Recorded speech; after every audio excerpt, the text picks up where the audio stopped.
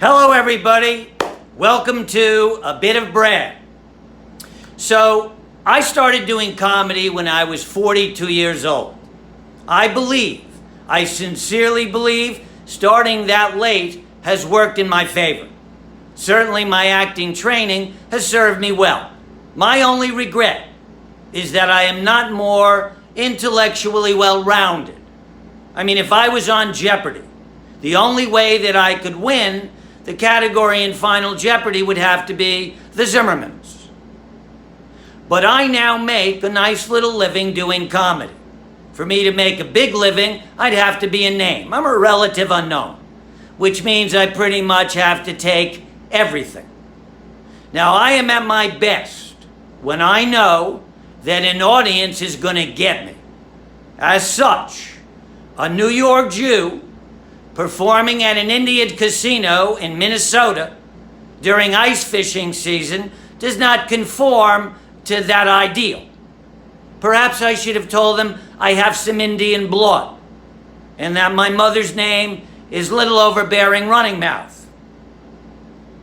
As you can well imagine, I have done way more than my share of retirement communities in Florida.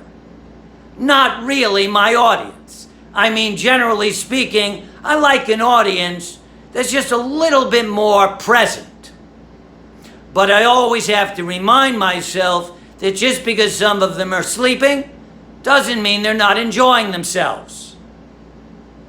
Last year, I get hired at an all-Gentile country club. So at the last minute, they got concerned. They called the agent. They were worried that I was just going to be telling Jewish jokes.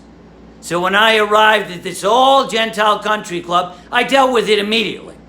I said to them, let's flip it. Let's assume you're all Jews and I'm the Gentile. You would not be concerned with me telling Gentile jokes because there are no funny Gentile jokes. For instance, a Gentile man calls his mother.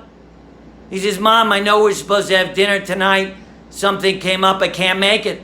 And his mother says, fine. So I said to them, you know what I'm going to do? I'm going to tell you one Jewish joke. Very short little Jewish joke, just to let you know what you're missing. A very short Jewish fairy tale. Once upon a time, there was a Jewish man who said to a Jewish woman, will you marry me?